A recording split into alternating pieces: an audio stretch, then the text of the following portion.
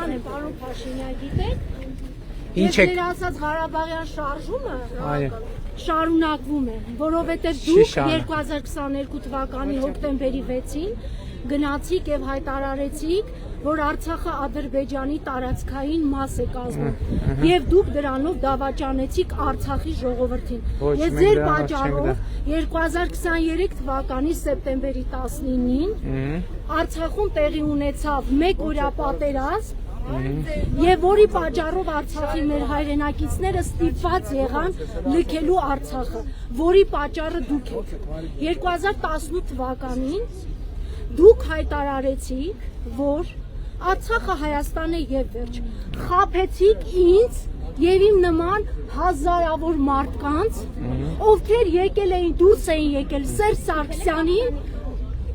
ուղղակի իշխանությունից հեռացնելու համար։ Իսկ դուք խաբել եք ինձ։ Ավարտեցիք։ Չեմ ավարտել։ Բա ինչքան եք Դուք դեռ խաբել եք ինձ։ 2022 թվականի սեպտեմբերի 14-ից Նկատի ունեմ, ես հնարավորություն ունենալու եմ արձագանքել։ Դուք ունենալու եք հնարավորություն, պարոն Փաշինյան։ Դե ասեք, ես։ Դուք 2022 թվականին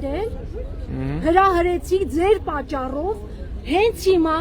Ադրբեջանի զինված ուժերը նստած է Սև լճում եւ նստած է Վարդենիսում։ Դրա պատճառը էլի դուք եք։ Դուք դավաճանել եք Հայաստանի ժողովրդին, դուք դավաճանել եք 100,000-ներով դուրս եկած մարդկանց, ովքեր հավատացին, որ դուք իրոք իշխանափոխություն եք անելու եւ Արցախը պահելու եք։ Դուք Արցախը վաճառել եք։ Ավարտեցիք։ Ավարտեցիք։ Ուրեմն մեր կառավարությունը Ղարաբաղի համար արել է ամեն հնարավորը։ 2023 թվականին, երբ որ 2022 թվականին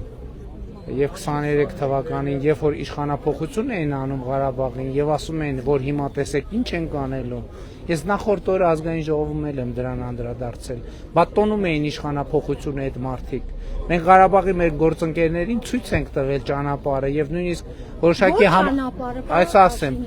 բանակցային սեղանի շուրջ նստելու եւ այնպես անելու, որ մարդիկ մի րոպե ներողություն։ Պարոն Փաշինյան, դուք հիմա ապատեղեկատվություն եք տարածում։ Դուք 2021 թվականին գալով իշխանության, ձեր ընտրական, երբ որ 21 թվականին ընտրություն է եղել, դուք ձեր ընտրական ծրագրում մի րոպե ներկայացրել եք, որ դուք Ղարաբաղի անվտանգության երաշխավորն եք։ Դուք ձեր խոսքը չեք կատարել ու հիմա ասում եք պատերազմ եք։ Դուք սխալվում եք։ Մի րոպե, հանգիստ։ Լռեք, ես ինքս ոտքեր ունեմ եւ կամք ունեմ ի տարբերություն ձեզ։ Մի րոպե։